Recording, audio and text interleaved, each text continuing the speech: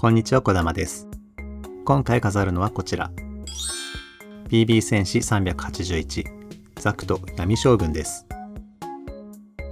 過去の SD ガンダムキャラクターをリメイクしたレジェンド BB シリーズのキットですね。元のキットとして BB 戦士39闇将軍があります。僕はどちらも作ったことがないので楽しみです。このキットは2013年発売で価格は1100円ですが、なかなか再販がかからないので今はちょっとプレミア価格みたいになってしまっています。それでは開封。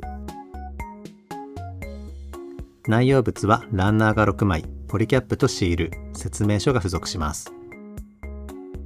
兜のクワガタはメッキパーツです。ピカピカで綺麗。メッキではないゴールドのパーツも光沢感があって質感がいいです。色分けはシールで補うところがそこそこありそうですね。刀の刀身用にシルバーのシールがあります。綺麗に貼るのは難易度高そうですけど、やっぱり刀身はシルバーがいいですよね。説明書にはコミックワールドもあり、ザクトが闇将軍になる場面を見ることができます。それでは組み立てている間にザクトの紹介を。ザクトは SD 戦国伝に登場するキャラクターで、ザク一族の棟梁でジオンの国の国主です。かつて初代ガンダム大将軍と共に黒魔人と戦った英雄で、小ガンダムとは親友の間柄です。眼帯で覆われた傷は小ガンダムを守るために受けた弓矢で負いました。ですがその後、闇皇帝に授けられた闇の鎧に操られ、ガンダム軍団へ宣告。世界を戦乱の世へと変えてしまいます。後の風林火山編でも再び闇皇帝に操られてしまい、自分の意志に反してガンダム軍団と戦うことになったりと、切ないキャラクターです。モチーフはもちろんザク。組み立てたものがこちらです。まずは何も装備していない状態で可動箇所などを見てみましょう。基本的には他のレジェンド BB シリーズと同じ作りになっているのでよく動きます。頭部はダブルボールジョイント接続。眼帯は取り外すことができます。頭部の後ろにはつまみがあり、物合いを左右にスライドさせることができます。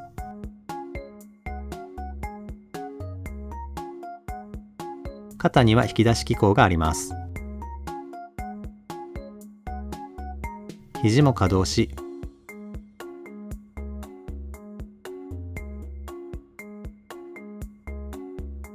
腰は少し引き出してあげると角度をつけることができます。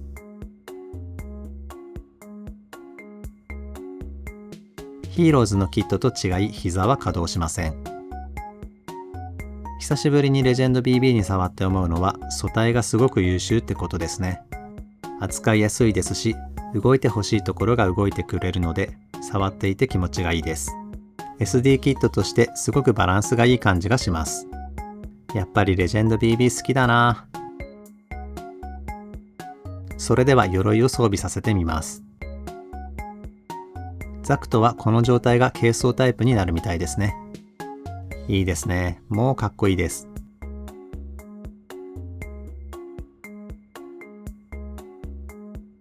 ここにさらに肩鎧や兜を装備させて、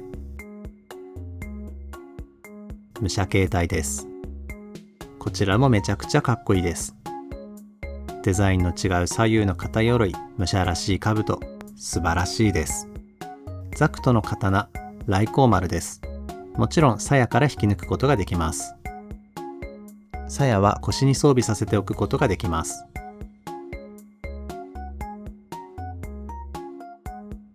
肩の鎧は後ろ側からボールジョイントで接続する形になっていて、細かく動かせるのでポーズを取るときにうまく干渉を避けることができます。闇の鎧を装備させます。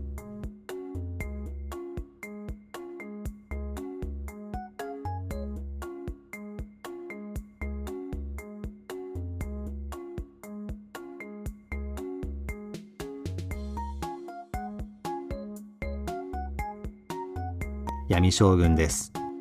トゲトゲしいデザインが悪そうで迫力があります。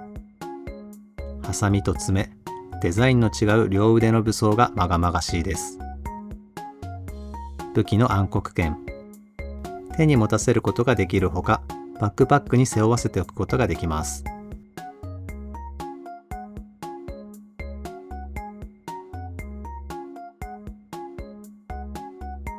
こちらは暗黒砲。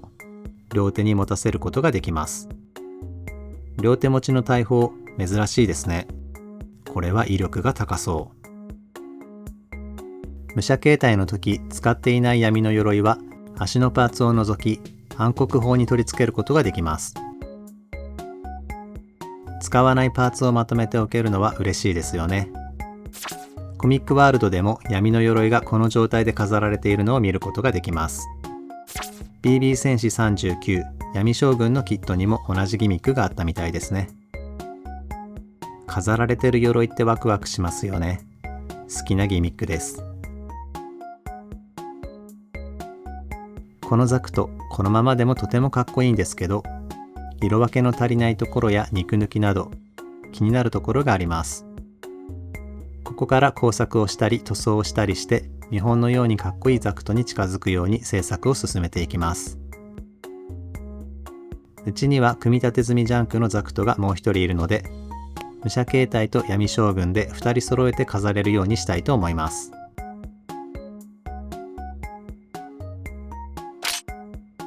制作を始めます。まず肉抜きを埋めます。足の裏や手の後ろなど結構いろいろなところに肉抜きがあります。目立たないところではありますが、ちょっとした時に見えてしまうのが嫌なので、エポキシパテで埋めていきます。同じ量の主材と硬化剤をよく混ぜたら、肉抜き穴を埋めていきます。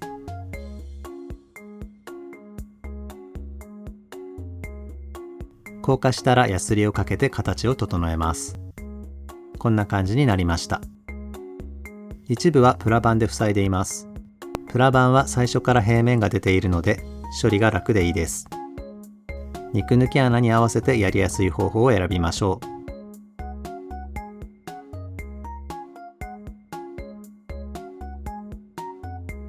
次に合わせ目消しをします。パーツとパーツを合わせた時にこんな風に本来はないはずの線ができてしまうので接着して消していきます。プラスチックを溶かす接着剤のタミヤセメントを接着面に塗って接着。乾燥後ヤスリをかけて接着跡をきれいに整えます。頭部パーツの合わせ目も消したいのですが、このまま接着してしまうと目のパーツの塗装が難しくなってしまいます。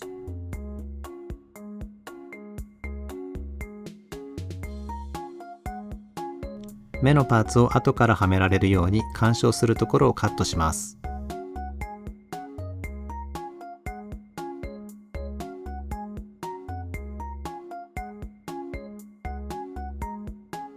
いいですね。これで安心して合わせ目を消すことができます。物合いはモールドもなくシールでの再現になっています。塗装で再現してもいいのですが、より質感を上げるためにウェイブの H アイズを使います。H アイズを埋め込めるように穴を開けます。ピンバイスで穴を開けて、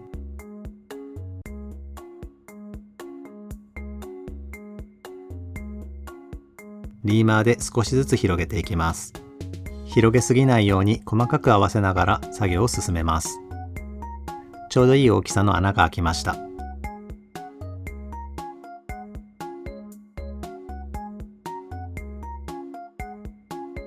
H アイズが落ちないようにプラ板で底を作ったり、パーツをカットして強度が落ちたところを補強しています。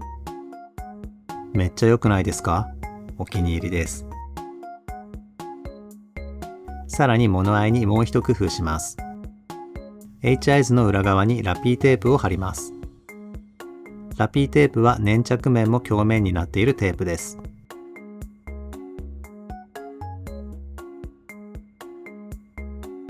これでクリアパーツの奥で光を反射してくれるようになりました。キラーン。ヤスリをかけて汚れてしまったパーツは超音波洗浄機で洗浄します。パーツが乾燥したら塗装に入ります。今回使用した塗料はこちら。基本はクレオスのラッカー塗料を使い、一部塗り分けにタミヤのエナメル塗料を使います。肉抜きを埋めたところ、パーツとパテのところで色味が変わらないようにサーフェーサーで下地を整えます。緑色のところはモーリーグリーン。綺麗な緑色です。塗装をしたら光沢クリアで塗膜を保護しておきます。後でマスキングテープを剥がした時に塗膜ごと剥がれてしまうのを防ぐためです。塗り分けるところはマスキングテープでマスキングします。マスキングテープを細かくカットしながら色を残すところをマスキングしていきます。マスキングは何回やっても成功するか不安なんですよね。はみ出したらやり直したり修正したらいいだけなんですけど、なるべくならしたくないですね。いいですね。塗り分け成功。銀色のところはウィノーブラックで下地を作ってスーパークロームシルバー2で塗装。これは初めて使う塗料です。かなりギラギラな感じでメッキっぽい感じがあります。光沢クリアを拭いたらメッキっぽい感じが薄まったので、拭きっぱなしで仕上げるのもいいと思います。金色のところはキャンディ塗装をします。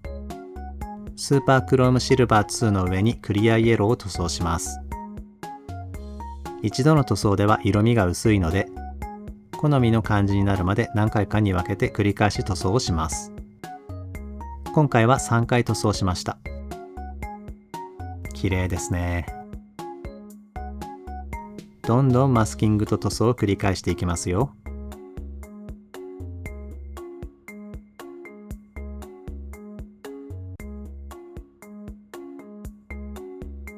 ここは複雑な模様があって塗り分けが大変そうです。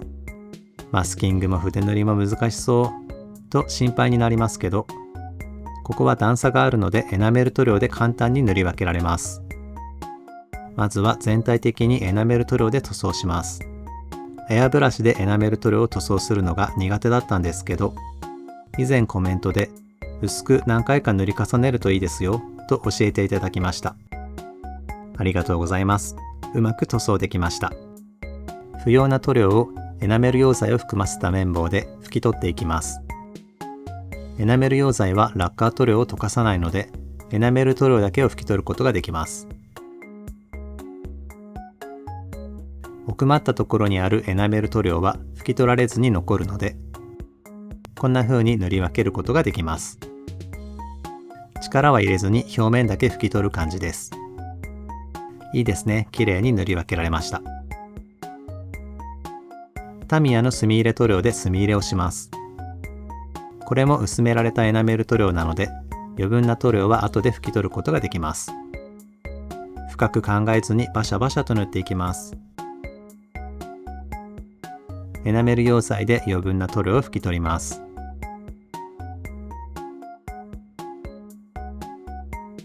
モールドがくっきりしましたね。最後にツヤを整えて完成です。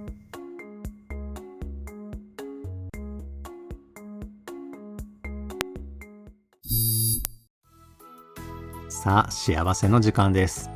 物合いが綺麗ですね。別パーツ化してよかった。眼帯をつけました。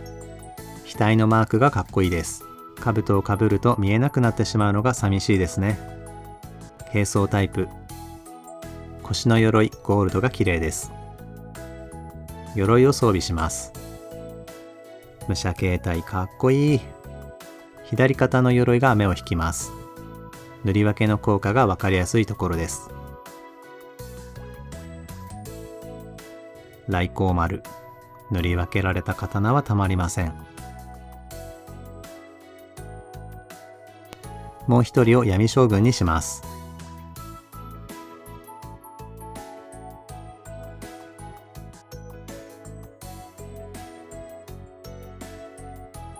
おお、これは悪ですね。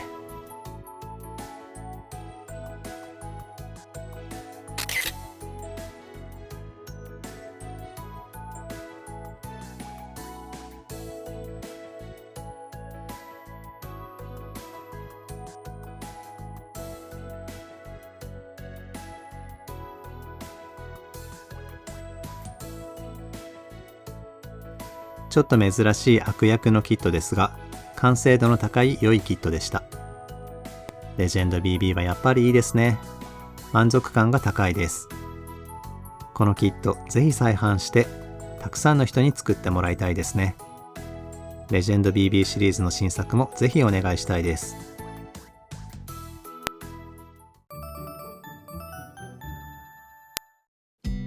ここで積みプラ紹介のコーナーです。ただここで紹介する画像は2月頃に撮ったものなので、今は少し増えているかもしれないです。まずここはキットが集まり始めた頃のものですね。レジェンド BB とかクロスシルエットなどがあります。大将軍たちはいつ組み立てられるのかな。ここら辺は頑張るぞって気合が必要ですね。レジェンド BB の烈光ガンダムは2個確保しています。でも烈光は軽装もかっこいいので、もう1個あってもいいよなーって悩んだりします。ここはプレ版限定の HG です。プレ版限定のキットは欲しいものはとりあえず確保しています。こちらは古い BB 戦士ですね。組み立て済みジャンクのものも混ざっています。